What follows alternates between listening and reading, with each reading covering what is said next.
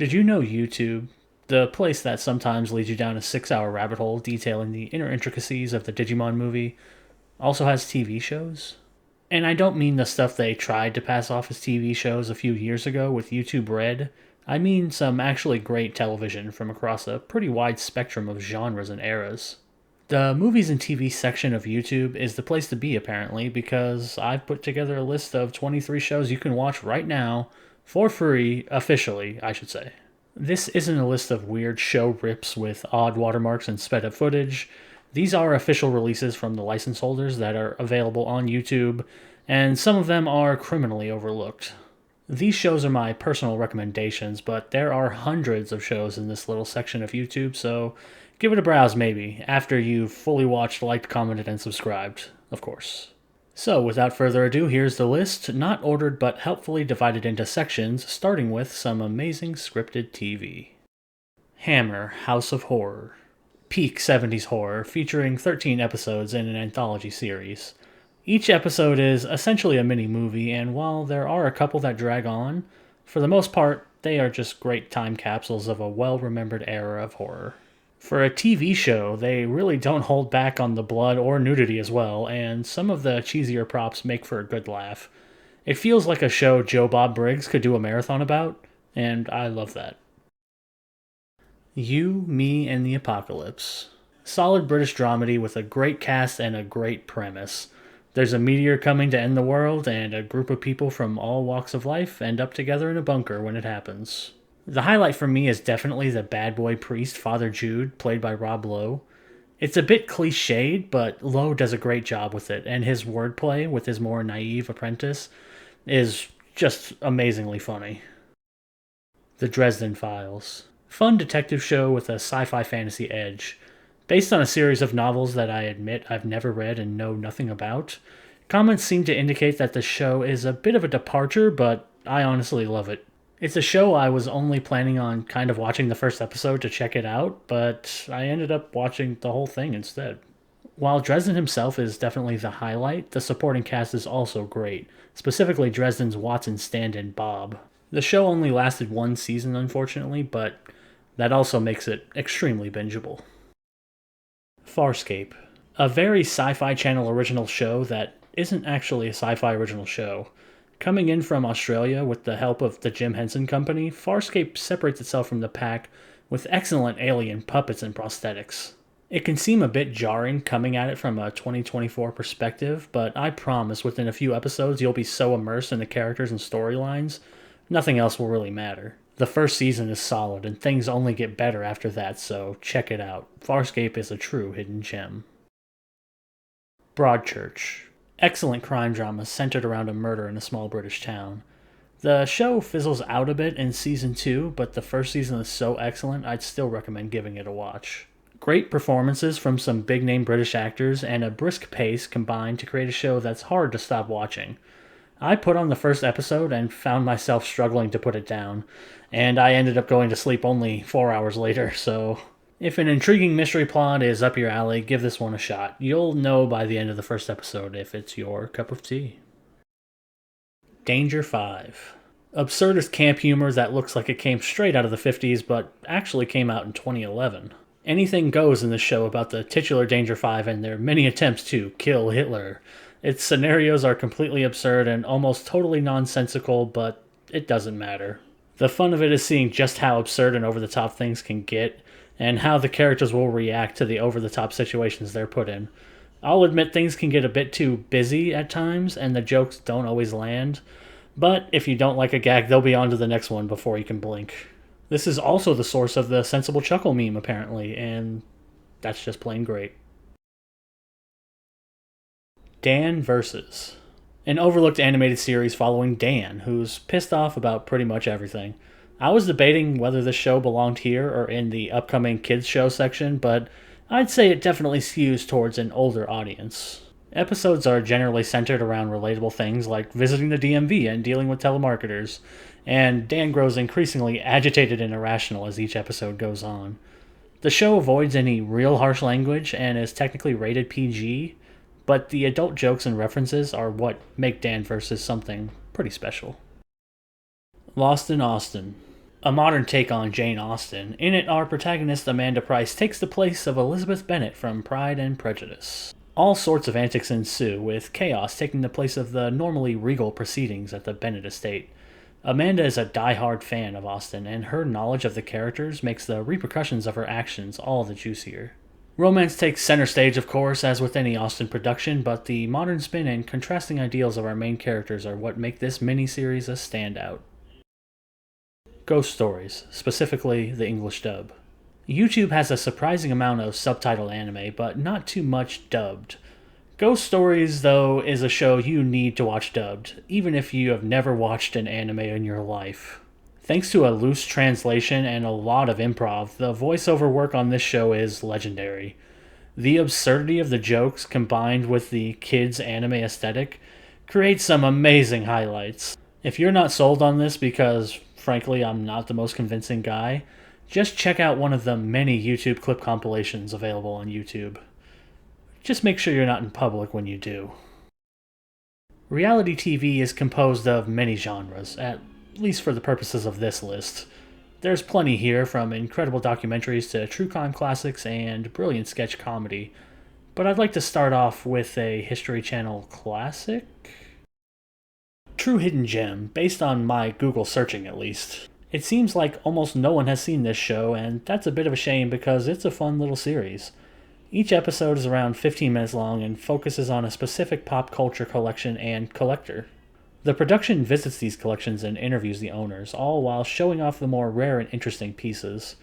Mark Hamill also has a puppet sidekick he talks to occasionally, so that's something, I guess. How the states got their shapes. How did an asteroid impact and Daniel Boone impact the borders of 4 states? Why is Georgia pushing to move its border up with Tennessee? What even is Rhode Island? All these questions and more are answered here, with the help of the show's exhaustive and exhausted host, Brian Unger.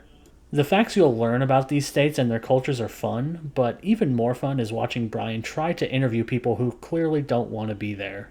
It really feels like they pulled random people off the street to ply with these facts, and their reactions, or more specifically lack of, are incredibly amusing. Unsolved Mysteries. There have been a few iterations of this stone cold classic series, but what we're talking about here is the OG version from the 1980s. In it, the iconic Robert Stack narrates the titular Unsolved Mysteries, which are reenacted by actors and occasionally the victims of the crimes themselves. It's easy to be drawn in by one mystery after another, and what makes this series even more interesting in 2024 is the fact that many of these cases are now, in fact, solved. Also, you can look at Canadian sketch comedy show a la SNL. Kids in the Hall holds up surprisingly well in 2024. There are definitely some skits that didn't really survive the test of time, and a few clunkers are scattered here and there, but the hit rate is high enough that I'd strongly recommend giving the show a watch. The beauty of watching it on YouTube is that you can easily skip through any sketch you don't like, leaving only the greatest hits. It's a fact. You can get blood from a stone.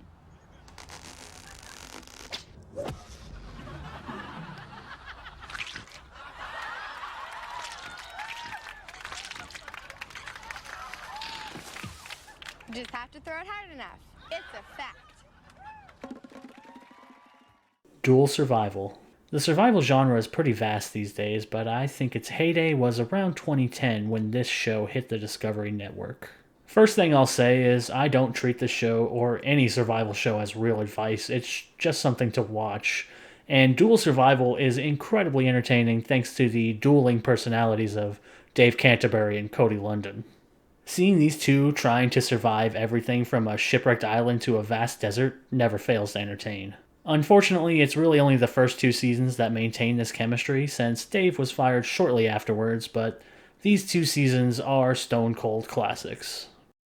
Iron Chef. The OG cooking competition straight from Japan, Iron Chef is surprisingly campy fun in 2024. In addition to being a serious competition show with its own merits, it's the English dubbing that takes things over the top. The mismatched lip-syncing and clear translation mix-ups just enhance the over-the-top bravado and flamboyant outfits and attitudes of everyone involved. I'd be curious to know how the show was actually translated and how much of it was improvised, because it certainly feels like a lot of it was.